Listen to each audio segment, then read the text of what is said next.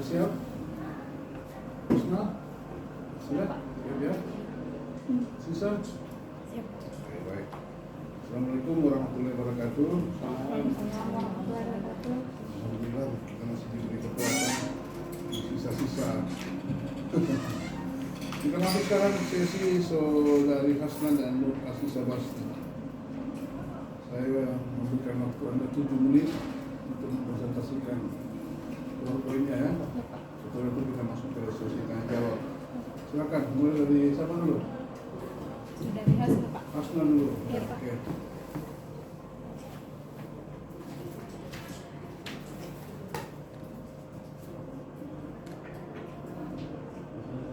Baik, Assalamualaikum warahmatullahi wabarakatuh.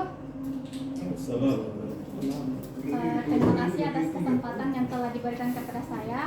Baik, saya akan mempresentasikan hasil terkait dengan refleksi diri saya terkait dengan desain inovasi dan rencana tindak lanjut paradigma baru terhadap makna guru.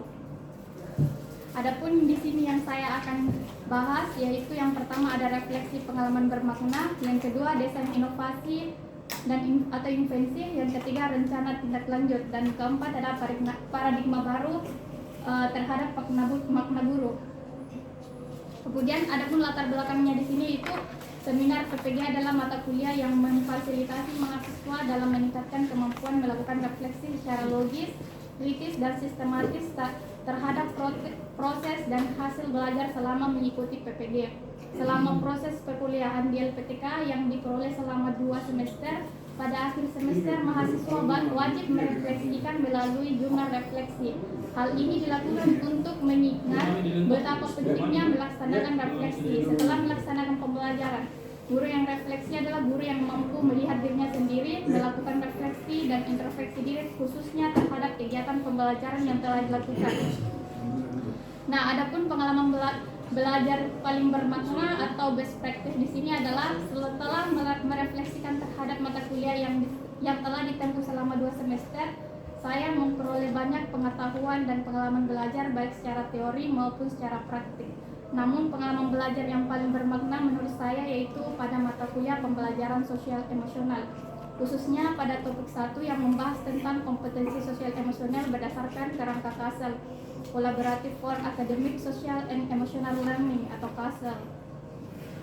Nah, pada tahap ini saya belajar mengelompokkan komponen pembelajaran sosial emosional menjadi 5 komponen. Yang pertama ada self awareness atau kesadaran diri, yaitu kemampuan untuk memahami emosi, pemikiran dan nilai-nilai yang mempengaruhi perilaku dalam berbagai situasi.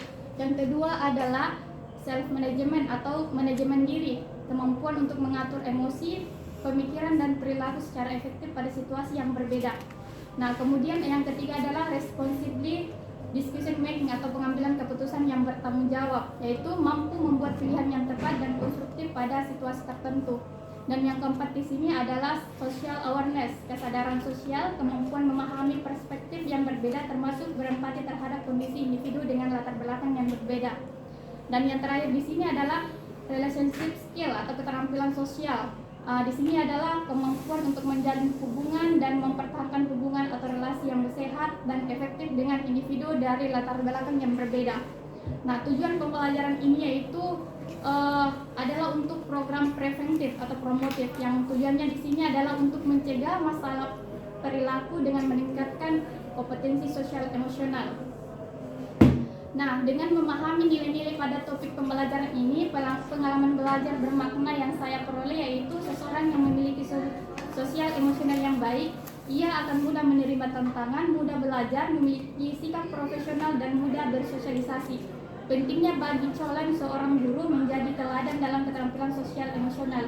Sebagai guru tidak hanya sekedar berbagi ilmu akademik kepada peserta didik, tetapi juga mampu mentransfer hal-hal positif lainnya kepada peserta didik. Nah, sikap dan kemampuan berkomunikasi positif yang dimiliki guru dalam menerapkan pembelajaran sosial emosional ini dapat membangun rasa aman kepada peserta didik sehingga membentuknya sebuah ekosistem pembelajaran yang sehat dan berbudaya positif, serta membantu seseorang untuk memiliki kehidupan yang baik ketika berada di sekolah, lingkungan kerja maupun di masyarakat.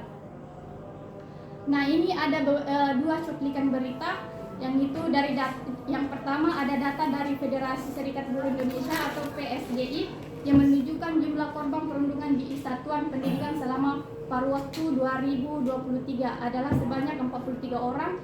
Rinciannya 41 orang korban berasal dari peserta didik dan 2 orang lainnya adalah guru. Sementara pelaku perundungan didominasi oleh peserta didik, yaitu sejumlah 87 orang pelaku, diikuti oleh pendidik sebanyak 5 orang, orang tua 1 orang, dan kepala madrasah 1 orang.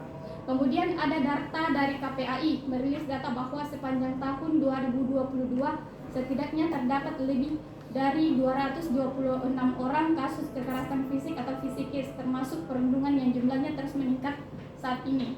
Nah, untuk menyikapi hal tersebut, maka desain inovasi yang saya terapkan di sini yaitu membuat kesepakatan kelas untuk mewujudkan budaya positif di kelas. Contohnya di sini adalah kesepakatan kelas, yaitu masuk kelas dengan tepat waktu, masuk dengan manajemen self management. Yang kedua adalah percaya diri, self awareness. Yang ketiga bertanggung jawab dengan keputusan yang diambil. Yang keempat di sini menghormati orang lain, berbicara dengan sopan, berempati dengan orang lain, bekerja sama, meminta maaf jika melakukan kesalahan, dan yang terakhir adalah menjaga kebersihan baik di dalam kelas maupun di luar kelas. Nah, kesepakatan kelas ini yaitu self-awareness atau kesadaran diri dapat meningkatkan empati peserta didik terhadap orang lain, membantu peserta didik dalam memahami perasaan dan kebutuhan orang lain. Nah, sikap empati ini memegang peran penting dalam kompetensi sosial emosional seseorang melalui penerapan kesepakatan kelas. Penanaman sikap yang diberikan oleh guru dapat berpengaruh pada pribadi peserta didik di sekolah. Nah, adapun rencana tindak lanjut dengan membuat kesepakatan kelas ini yaitu guru menanyakan kepada peserta didik tentang kelas impian mereka. Kedua, guru menanyakan ide dari peserta didik dan mengarahkan ide mereka dengan kompetensi sosial emosional yang telah direncanakan. Yang ketiga, di sini guru dan peserta didik mengambil kesimpulan dari ide yang didapatkan. Yang keempat, guru dan peserta didik mengubah ide tersebut menjadi kesepakatan kelas. Kemudian, peserta didik dan guru menjelaskan kesepakatan kelas di dalam sebuah poster. Peserta didik dan guru menandatangani kesepakatan kelas bersama sebagai persetujuan bahwa kesepakatan kelas telah disepakati bersama. Yang selanjutnya, kesepakatan kelas dipajang di tempat yang mudah terlihat. Selanjutnya, guru memantau perkembangan kompetensi sosial emosional yang sudah diterapkan oleh peserta didik. Dan yang terakhir adalah merefleksikan kesepakatan kelas. Nah, adapun paradigma baru terhadap makna guru. Jadi, paradigma awal berdasarkan pandangan makna guru bagi saya sebelum melalui rangkaian perkuliahan PPG Prajabatan, makna guru merupakan seseorang yang bekerja di satuan pendidikan yang bertanggung jawab untuk mendidik dan memberikan ilmu pengetahuan kepada peserta didik. Nah, setelah melalui rangkaian perkuliahan PPG Prajabatan, maka makna guru bagi saya berubah, bahwa guru adalah seseorang yang tidak hanya bertanggung jawab dan memberikan ilmu pengetahuan kepada peserta didik, namun bertanggung jawab dalam mengembangkan sosial emosional peserta didik.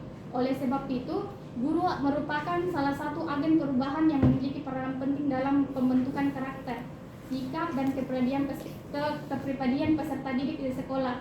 Sehingga dalam ini, guru dapat memberikan contoh penerapan kompetensi sosial emosional di sekolah. Nah, berikut adalah beberapa lampiran yang ada di artefak-artefak yang ada di topik 1 mengenai Kasel. Ada topik 1 di ruang kolaborasi, kemudian ada demonstrasi konseptual, kemudian ada pada koneksi antar materi, yang terakhir ada di aksi nyata. Mungkin itu saja presentasi dari saya. Sekian dan terima kasih. Terima kasih Erna. Selanjutnya Nur Asisa Basri. Nur Aisyah Basri. Baiklah, bismillah. Assalamualaikum warahmatullahi wabarakatuh. Saya Nur Aisyah Basri dengan NIM 229016485572. akan memaparkan terkait laporan Dananya. Oh, jadi banyak gajinya. seminar PPG kami. Pemain pelatih. Jadi yang akan dibahas yaitu terkait pengalaman yang bermakna, desain invensi dan inovasi, serta paradigma tentang makna guru. Jadi yang melatar belakangi laporan ini yaitu yang pertama tentang teknologi yang memungkinkan personalisasi pembelajaran di mana materi pembelajaran dapat disesuaikan dengan kebutuhan dan kemampuan individu, di mana teknologi membantu siswa untuk belajar dengan lebih efektif sehingga pada pendidikan profesi guru teknologi baru merupakan salah satu mata kuliah. Jadi pada kesempatan kali ini saya akan merefleksikan terkait dengan mata kuliah tersebut, di mana terkhusus pada topik media dan teknologi pembelajaran. Selanjutnya tujuan dari laporan ini yang pertama yaitu untuk mengetahui bagaimana peran teknologi dalam meningkatkan efektivitas pembelajaran, meningkatkan aksesibilitas, dan mengatasi tantangan dalam pendidikan. Kemudian yang kedua yaitu untuk memiliki kemampuan merancang dan mengimplementasikan strategi pembelajaran yang menggunakan teknologi secara efektif. Di mana adapun manfaat dari teknologi ini yang pertama yaitu pemanfaatannya dapat membuat pembelajaran lebih menarik dan interaktif. Kemudian refleksinya yaitu dapat membantu peserta didik merancang pengalaman pembelajaran yang lebih menarik. Pengalaman paling bermakna yaitu pada mata kuliah teknologi baru, di mana kita diarahkan untuk mampu mengintegrasikan media maupun teknologi baik secara blended maupun secara full demi memberikan kenyamanan bagi siswa yang saat ini lebih banyak menjadikan teknologi sebagai alat berkomunikasi sehari-hari. Adapun desain invensi dan inovasi yang saya lakukan itu didasarkan pada masalah yang ditemui pada saat pelaksanaan PPL, di mana siswa memiliki motivasi belajar yang kurang karena fasilitas yang tidak mendukung seperti tidak adanya LCD dan sebagainya. Kemudian saya merancang bagaimana sebuah inovasi ini siswa mampu mengakses pembelajaran melalui media Padlet, di mana rencana tindak lanjut dari media Padlet tersebut dengan ATM yaitu amati, tiru, dan modifikasi, di mana tahap pertama kita akan mengobservasi bagaimana sarana dan prasarana yang tersedia di lingkungan kelas, kemudian mensosialisasikan aplikasi Padlet kepada peserta didik, menyiapkan materi pembelajaran di Padlet, dan memanfaatkan fitur yang tersedia.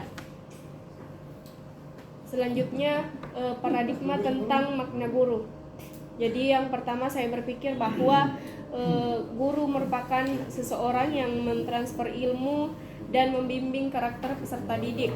Namun seiring berjalannya waktu dengan mengikuti program profesi guru ini, saya berpikir bahwa ternyata seorang guru tidak hanya mengajar, melainkan terus belajar dan mengembangkan diri, memahami bahwa guru juga memiliki tuntutan lain, yaitu harus memahami kebutuhan emosional, kebutuhan spiritual, kebutuhan kognitif, serta kebutuhan teknologi peserta didik. Selanjutnya kesimpulan dari teknologi ini ialah merupakan yang senantiasa diperbarui dan selalu mengalami perkembangan dan pertumbuhan yang cukup pesat, sehingga menurut saya seorang guru memerlukan ilmu yang sangat luas untuk memahami bahwa proses belajar mengajar senantiasa akan berkaitan dengan teknologi, sehingga guru pun harus memiliki inovasi dalam mengembangkan dan memperkenalkan teknologi kepada siswa. Adapun saran yaitu sebagai seorang pendidik, hendaknya kita sebagai guru selalu upgrade diri agar ketika kita diperhadapkan pada situasi sulit, kita mampu keluar dari situasi tersebut dan mengembangkan diri dengan hal baru. Berikut contoh media Padlet. Cukup, saya kira cukup. Iya Pak. Sekian dari saya. Iya. Saya Ini ke Pak Senol dulu. Oke, siap. Langsung kedua-duanya. Oke, kasih banyak. Hasna dulu ya. Iya, Pak. Tadi di best praktismu itu terkait pembelajaran sosial emosional ya. Iya, Pak. Ada 5 yang menarik buat kamu. Iya, Iya, Pak. benar. Benar. Dari mulai self awareness, kesadaran diri, self management, kemudian responsibility, decision making, kemudian social awareness, dan terakhir adalah relationship skill.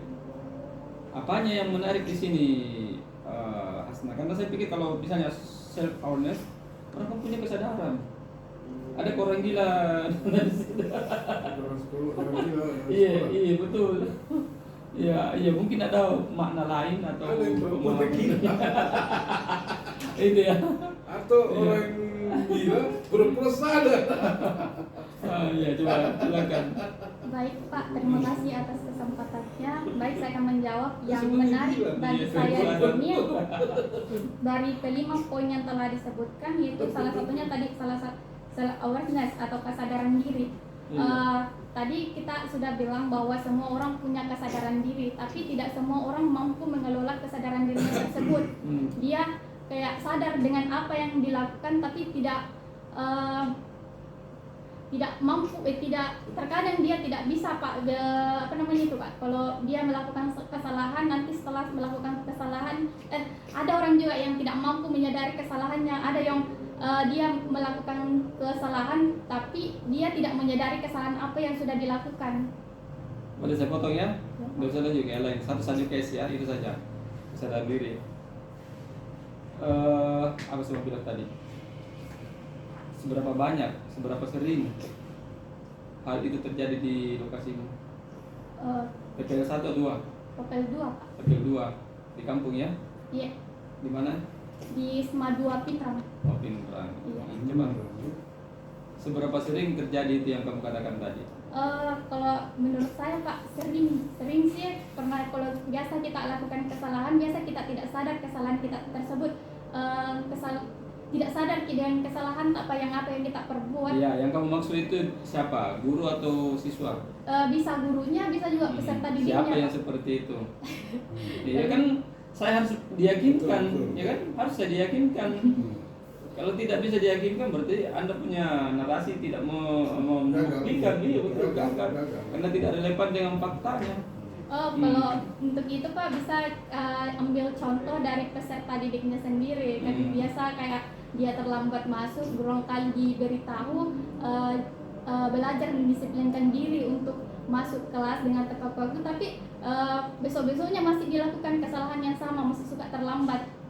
Kalau siswanya terlambat kemudian datang, dia mengatakan, maaf Bu Guru, Pak Guru saya terlambat. Iya. Iya Pak. Berarti dia sadar dong. Iya, dia datang karena terlambat makanya minta maaf. Iya kan? Itu sadar. Jadi buat saya kamu ini sama dengan yang tadi sama Pak Saran. Ya. Kurang real ya. Jadi apa yang menantang di lokasimu itu kurang meyakinkan ya. Ya sesungguhnya sama misalnya di S1 kamu termasuk Aisyah Basri, itu kan di latar belakang penelitianmu adalah adanya yang menarik, menantang, urgen atau pembahasannya apa yang lain, bahkan ada kegilaan di situ sehingga Anda tertarik untuk meneliti. Nah, sama dengan tadi ini best practice-nya. Jadi kalau seperti ini teoritis saja. Karena kalau misalnya kamu datang terlambat, maaf Pak, saya terlambat. Berarti dia sadar dong, ya. Justru kesadaran dirinya tinggi yang seperti itu. Apalagi guru, ya mau maaf anak-anak, saya datang terlambat ya, karena saya banyak ini. Berarti guru juga punya kesadaran tinggi, Pak ya. Iya. Jadi agak-agak, ya sama dengan bahasa saya tadi. Normatif apa yang kamu jadikan background alasan untuk kenapa Anda mau refleksi pembelajaran sosial emosional ini, pastinya harusnya ada sesuatu yang lebih menantang ya. Iya Pak. Kemudian tadi ada yang sedikit mengusik ini saya, kesepakatan kelas itu bagaimana? Kesepakatan kelas Pak, kan biasa kita sebelum melakukan kayak masuk pembelajaran atau pas awal tahun ajaran baru, biasa kita buat kesepakatan kepada peserta didik. Salah satu contohnya seperti kayak penggunaan HP. Pada saat pembelajaran dia tidak usah dulu main HP, nanti pada saat dibutuhkan HP-nya baru kita pakai itu HP-nya. Sering dilanggar. Sering dilanggar. Ketika dilanggar apa yang dilakukan oleh siswanya peserta didik? Peserta didiknya biasa acuh tak acuh, ada yang beberapa yang mendengarkan, ada juga yang acuh tak acuh. Setelah ditegur, nanti pada saat dialihkan lagi perhatiannya dia lagi main HP lagi kembali, Pak. Terus gurunya apa yang dilakukan guru? Ada punishment-nya? Hukuman paling kayak bentuk peneguran saja, Pak. Iya, itu kan sama dengan punishment itu. Mungkin kelasnya yang berbeda-beda, tingkatan yang berbeda. Itu mungkin ringan, ada yang tengah, ada yang berat ya. Berarti ini membuktikan juga dari apa yang kamu sampaikan bahwa kesadaran diri itu memang ada. Jadi kalau guru melihat ada pelanggaran terhadap kesepakatan kelas itu, dia berikan punishment, berarti dia juga sadar. Jadi ya, saya nanti Pak Asis yang lebih dalam lagi ya. Saya umum saja. Kemudian ada lagi satu yang menarik buat saya ini. Iya, Pak. Ekosistem belajar. Yang mana kok maksud itu? Sistem belajar yang sehat, Pak. Iya, Dimana mana? ada terjalin hubungan antara peserta didik dan gurunya itu aman, dia merasa nyaman di dalam kelas tersebut. Bagaimana peserta didik tersebut mampu kayak mengungkapkan pendapatnya begitu, Pak. Kan biasa kita temukan bahwa masih banyak peserta didik kayak ragu-ragu mengungkapkan pendapatnya karena takut disalahkan. Begitu, Pak. Coba saya kasih gambaran begini ya. Ekosistem itu misalnya ekosistem rantai makan ya. Ya. Binatang makan rumput ya, atau binatang makan daun-daunan. Terus binatang ini dimakan oleh manusia. Ya. Kemudian manusia ini membuang kotoran, itu dinikmati sebagai pupuk oleh tumbuhan atau rumput. Nah, itu ekosistem namanya ya. Nah, kalau ekosistem belajar yang bagaimana kamu maksudkan tadi? Belum sampai di situ pengetahuanku, Pak. Ya. Itu harus jelas ya. Iya, Pak. Apalagi tadi itu paradigmamu, Hasna ya. Iya, Pak. Sebelum kamu masuk di PPG, guru itu apa ya? Dua paradigma ini yang kamu sebutkan di sini ya. Iya, Pak. Makna guru secara komprehensif dengan perubahan paradigma tentang makna guru ya. Apa yang paling real atau paling nyata atau mungkin bisa menarik benang merahnya, asumsi kamu sebelum masuk PPG dengan setelah kamu masuk di PPG ini? Kalau menurut saya, Pak, makna guru secara komprehensif sebelum memasuki PPG ini, saya berpendapat bahwa menjadi seorang guru itu merupakan seseorang yang bekerja di satuan pendidikan yang hanya bertanggung jawab untuk mendidik dan memberikan ilmu pengetahuan kepada peserta didik. Nah, setelah melalui rangkaian pembelajaran ini, saya menyadari bahwa menjadi seorang guru dia itu tidak hanya sekedar memberikan kecerdasan akademik kepada peserta didik, namun juga mampu memberikan kecerdasan sosial emosional kepada peserta didik. Artinya di sini, Pak, menjadi seorang guru dia harus mampu mengayomi kepada peserta didik dan mampu mengarahkan kepada peserta didik ke arah jauh yang lebih baik serta membentuk karakternya, Pak.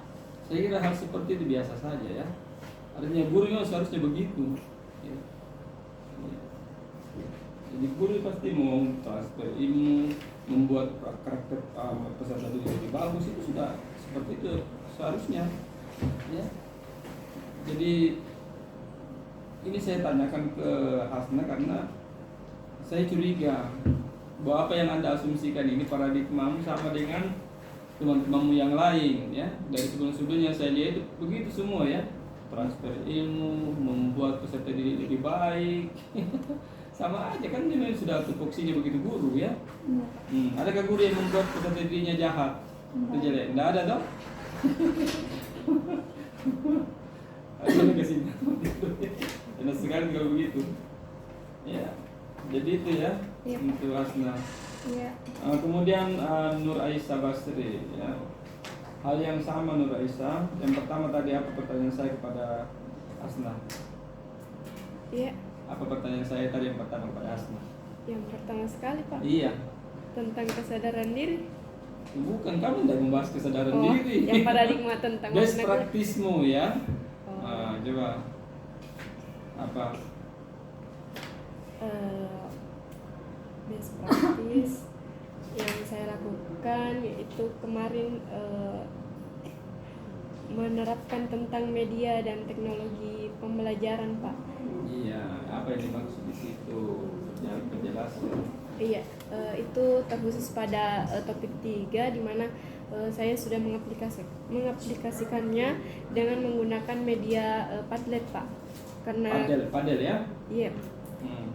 karena kemarin itu di sekolah kebetulan saya sendiri merasa sedikit kurang cara mengajarnya karena dia tidak ada LCD, buku paket juga tidak ada. Jadi saya inisiatif untuk Oke. Itu memberikan. yang menarik buat kamu ya? Iya. Boleh sedikit dideskripsikan how about padel? Ada ya? Ini kemarin. Saya juga baru dengar ini padelnya ini. Padel. Apa yang dimaksud ini padel? Padlet. Singkatan ya? Nama aplikasinya memang Pak. Padel. Yang bagaimana itu? Jadi kita bisa input video, bisa input PowerPoint, dan siswa juga bisa komunikasi aktif di dalamnya. Langsung seperti ini, Pak. Kan sudah diaplikasikan ya? Ya, Sudah diaplikasikan? Iya, sudah, coba Pak. Mana contohnya saja? yang ini, Pak. Mungkin di berandanya atau apanya? Coba sih kita lihat. Oh, beranda. Yang berandanya padel itu. Berandanya tidak kemasukan di PPT, Pak, ada di sini. Coba langsung masuk ke aplikasi. Oh iya, boleh ambil HP, Pak.